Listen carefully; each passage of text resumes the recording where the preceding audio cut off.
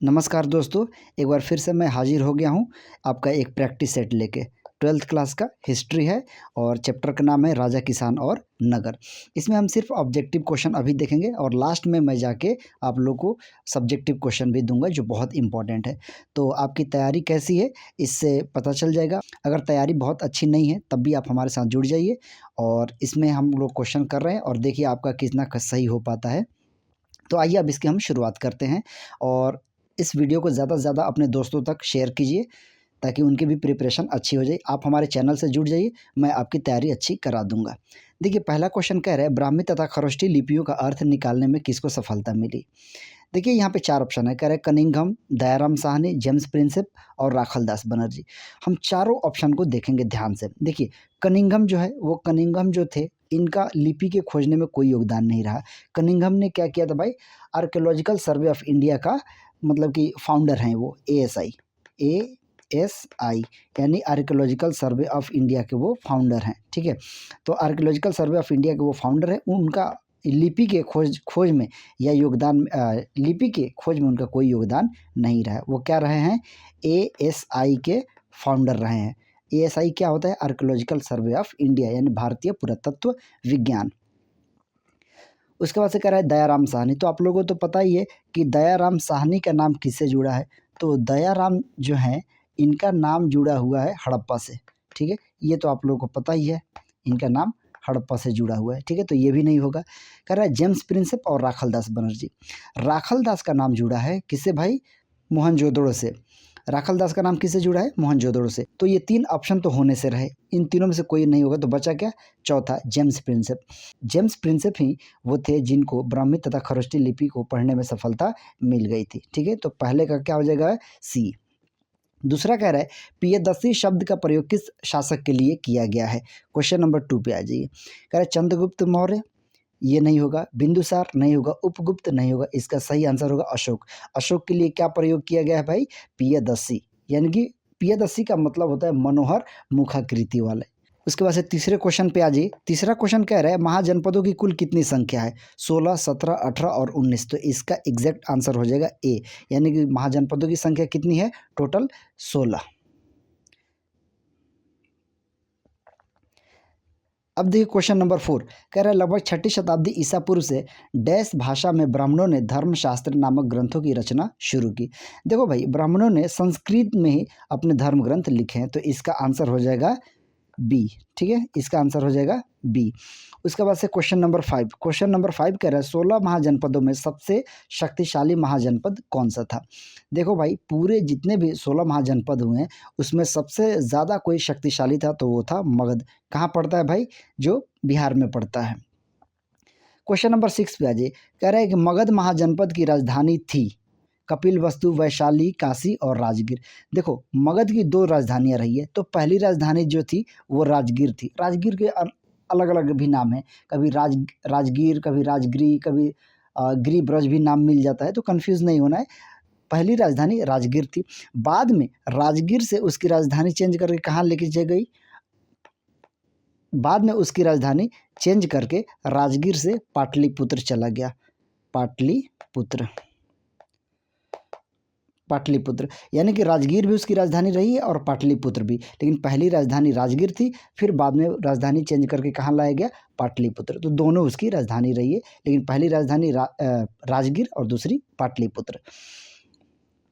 उसके बाद से नेक्स्ट क्वेश्चन कह रहा है क्वेश्चन नंबर 7, कह रहा है मौर्य साम्राज्य के संस्थापक का नाम बताइए। बिंबिसार, चंद्रगुप्त, अशोक और अजातशत्रु। देखो भाई मौर्य साम्राज्य की बात करें तो बिंबिसार तो मौर्य साम्राज्य से था ही नहीं। देखो कंफ्यूज नहीं होना है, चंद्रगुप्त के बेटे का नाम बिंदुसार था, बिंबिसार नहीं। बिंबिसार जो है वो मौर्य वंश का शासक था ही नहीं।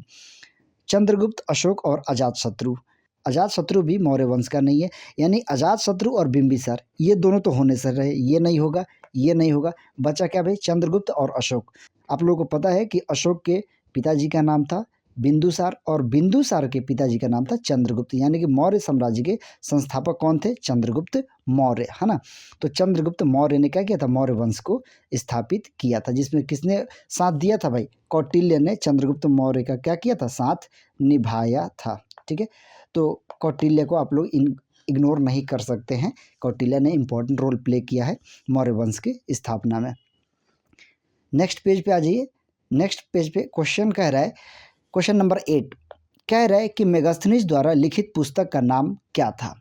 इंडिका, अर्थशास्त्र, पंचतंत्र तथा बुद्धचरित। देखिए इसका आंसर हो जाएगा इंडिका, यानी कि 8वें का आंसर होगा इंडिका। मेगास्थनीज ने क्या लिखा था? इंडिका। अर्थशास्त्र के लेखक कौन थे भाई?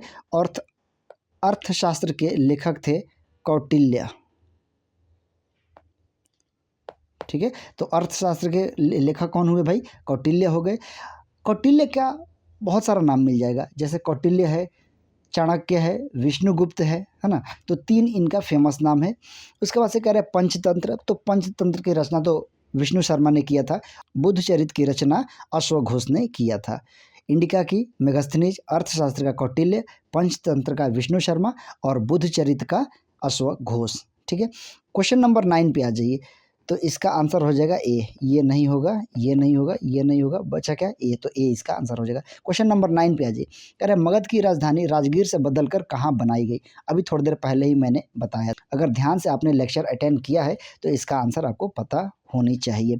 मगध की पहली राजधानी थी राजगीर। राजगीर से राजधानी चेंज करके कहाँ लाया गया? पाटलिपुत्र। तो 9वें का क्या हो जाएगा? डी। 10वें को देखिए, कह रहा है क्वेश्चन नंबर 10 किस वंश के शासक देवपुत्र की उपाधि धारण करते थे? मौर्य, कुषाण, गुप्त और शक। देखो भाई, कुषाण वंश जो थे ना, वो देवपुत्र की उपाधि धारण किया करते थे। उनका क्या टाइटल होता था? देवपुत्र। देवपुत्र। अब देखो क्वेश्चन नंबर 11 कह रहा है कि प्रयाग प्रशस्ति की रचना किसने की? प्रयाग प्रशस्ति की बात करें तो प्रयाग प्रशस्ति सीधे सीधे किन से जुड़ा है? समुद्रगुप्त से जुड़ा है, लेकिन समुद्रगुप्त ने इसकी रचना नहीं की थी। इसकी रचना किसने करी थी भाई? हरिसेन ने। तो हरिसेन ने क्या किया है? प्रयाग प्रशस्ति की रचना किया है। तो 11 का क्या हो जाएगा? सी। आइए नेक्स्ट पेज पे, नेक्स्ट क्वेश्चन हम देखते हैं। नेक्स्ट क्वेश्चन कह रहा है कि चंद्रगुप्त द्वितीय की पुत्री प्रभावती गुप्त की शादी किस परिवार में हुआ था? देखो चंद्रगुप्त जो द्वितीय थी वो गुप्त वंश की रहने वाली थी, तो मौर्य वंश में तो नहीं हुआ था, आंध्र में नहीं हुआ था, वकाटक में हुआ था। तो 12 का आंसर क्या हो जाएगा? वकाटक, यानी कि सी। सी इसका आंसर सही है, क्योंकि अब देखो प्रभावती गुप्त थी, तो प्रभावती गुप्त की शादी, प्रभावती गुप्त की शादी किससे, कहाँ पे हुआ था? वकाटक परिवार में। वकाटक, है ना, वकाटक परिवार में इनकी शादी हुई थी। ठीक, तो इसका आंसर सी हो जाएगा। क्वेश्चन नंबर 13 कह रहा है सबसे ज़्यादा सोने के सिक्के किस वंश के शासकों ने चलवाए? कह रहा है शक, शिशुनाग, वर्धन और गुप्त। इसका आंसर हो जाएगा गुप्त। ध्यान दीजिए, कह रहा है कि सबसे ज़्यादा सोने के सिक्के किसने चलाए हैं? तो सबसे ज़्यादा सोने के सिक्के गुप्त वंश के शासकों ने चलाए हैं। लेकिन अगर क्वेश्चन ये पूछ दे कि सबसे ज़्यादा किन शासकों के प्योर गोल्ड के कॉइन होते थे, अगर ये पूछ दे कि किन शासक के गोल्ड कॉइन सबसे ज़्यादा प्योर हुआ करते थे, यानी प्योर गोल्ड कॉइन किसके होते थे, तो भाई वो थे कुषाण, है ना। कुषाणा शासकों के, यानी कुषाण डायनेस्टी के जो लोग थे उनके गोल्ड कॉइन सबसे ज़्यादा प्योर हुआ करते थे।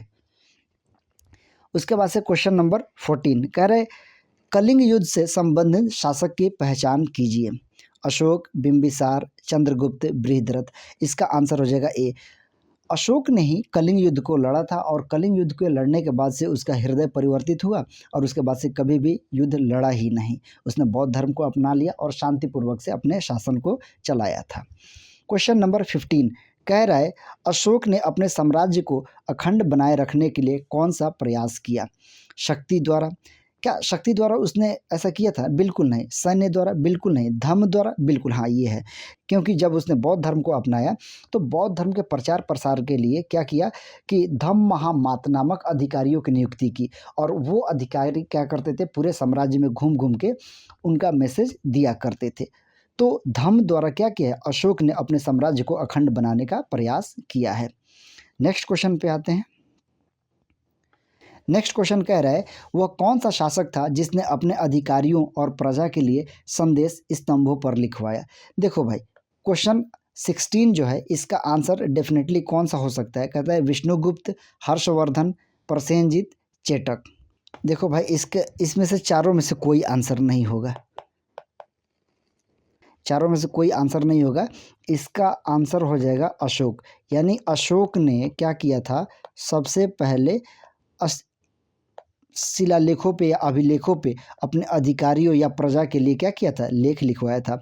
तो 16 का आंसर हो जाएगा अशोक। ये चारों के चारों ऑप्शन क्या है, गलत हैं। नेक्स्ट क्वेश्चन पे आइए, कह रहा है कि अर्थशास्त्र की रचना किसके द्वारा किया गया। क्वेश्चन नंबर 17, अर्थशास्त्र, अभी थोड़ी देर पहले मैंने बताया था, अर्थशास्त्र के राइटर जो थे वो कौटिल्य थे। कौटिल्य के मैंने 3 नाम बताया था, अब ध्यान दीजिए, एक तो कौटिल्य हो ही गया, उसके बाद से चाणक्य भी कहा जाता है, चाणक्य प्लस विष्णुगुप्त।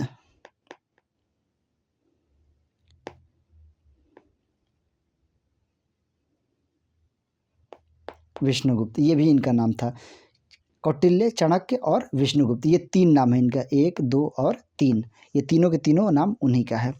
कह रहा है मेगास्थनीज किसके दरबार में आया था, ये टाइप करते वक्त गलत हो गया है। कह रहा है मेगास्थनीज किसके दरबार में आया था, तो डेफिनेटली भाई, अच्छा पहले ऑप्शन देख लेते हैं। क्वेश्चन नंबर 18 का ऑप्शन क्या क्या है, चंद्रगुप्त, समुद्रगुप्त, चंद्रगुप्त द्वितीय, चंद्रगुप्त मौर्य। देखो भाई, इसमें कंफ्यूज नहीं होना और जल्दबाजी में कभी आंसर नहीं लगाना है। देखो चंद्रगुप्त कह रहा है, यानी कि इसमें ये जो गुप्त वंश के शासक है, समुद्रगुप्त ये भी गुप्त वंश के शासक है, चंद्रगुप्त द्वितीय ये भी गुप्त वंश के शासक है, मौर्य वंश के शासक कौन है, चंद्रगुप्त मौर्य। यानी कि चंद्रगुप्त मौर्य के दरबार में मेगास्थनीज आया हुआ था। तो ये 18 क्वेश्चन जो है वो 18 ऑब्जेक्टिव क्वेश्चन है। उसके बाद से 2 मैंने इसमें से इंपॉर्टेंट क्वेश्चन चुना है जो आपके एग्जाम में पूछने के चांसेस हैं। वो 2 क्वेश्चन कौन कौन है, कह रहा अभिलेख शास्त्री किसे कहा जाता है तथा उनके कुछ समस्याओं का वर्णन करें। क्वेश्चन ये पूछ रहा है कि जो अभिलेख शास्त्री होते हैं वो कौन होते हैं, और अपने काम में, यानी कि अभिलेख शास्त्री जब वो अपना काम कर रहे होते हैं तो उनको कौन सी समस्याओं का सामना करना पड़ता है। आंसर तो मैंने नहीं लिखा है, लेकिन फिर भी मैं आपको समझा देता हूँ। अभिलेख शास्त्री जो होते हैं वो क्या करते हैं, अभिलेखों का अध्ययन करते हैं और उनको क्या क्या किन किन समस्याओं का सामना करना पड़ता है। कभी कभी क्या होता है, जो अभिलेख होता है ना, या मान लो कि किसी पिलर पे या फिर किसी पत्थर पे लिखा हुआ है, तो ऐसा होता है कि कभी कभी वो पत्थर टूट जाता है और टूटा हुआ पार्ट जो होता है वो गुम हो जाता है, नहीं मिलता है, तो उनको यहाँ पे मुश्किल हो जाता है कि हम क्या लिखा था, समझ नहीं आता है। या फिर पत्थरों पे कभी कभी जो कुछ भी लिखा गया है वो बहुत हल्के शब्दों में लिखा गया है, तो वो पढ़ नहीं पाते हैं। तो ये सब क्या है, अभिलेख शास्त्रियों की समस्याएं हैं। उसके बाद से क्वेश्चन नंबर 19 तो हो गया। उसके बाद से क्वेश्चन नंबर 20 कह रहा है कि मौर्य प्रशासन के बारे में विस्तार से वर्णन कीजिए। आप मौर्य प्रशासन के बारे में विस्तार से लिख सकते हैं कि चंद्रगुप्त मौर्य के टाइम में शासन कैसे चलता था, फिर अशोक के टाइम में कैसे चलता था, हर एक चीज़ का वर्णन करना पड़ेगा। और ये हमें जानकारी कहाँ से मिलती है, जो मेगास्थनीज के द्वारा लिखी गई पुस्तक है इंडिका में जानकारी मिलती है कि एक क्या होता था, एक समिति होती थी, फिर उसके 5 उप समितियाँ होती थी और वो अलग अलग कार्यों की देखरेख करते थे। जैसे कि सैन्य विभाग अलग होता था, ठीक है, सैन्य का प्रबंधन करने के लिए एक अलग विभाग होता था। न्याय विभाग में क्या होता था, वहाँ पे न्यायिक कार्य किए जाते थे। तो इस तरीके से जितने भी वहाँ पे उनके प्रशासन के बारे में आप जानते हैं, हर एक चीज़ को लिखना पड़ेगा। तो ये इस चैप्टर से 2 इंपॉर्टेंट क्वेश्चन है। आप कमेंट करके बताइए कि 18 जो MCQ है, 18 में से कितने आपने सही किए हैं। और वीडियो आपको पसंद आया है तो अपने दोस्तों तक शेयर कीजिए और चैनल को सब्सक्राइब कीजिए। फिर मिलते हैं अगले चैप्टर में।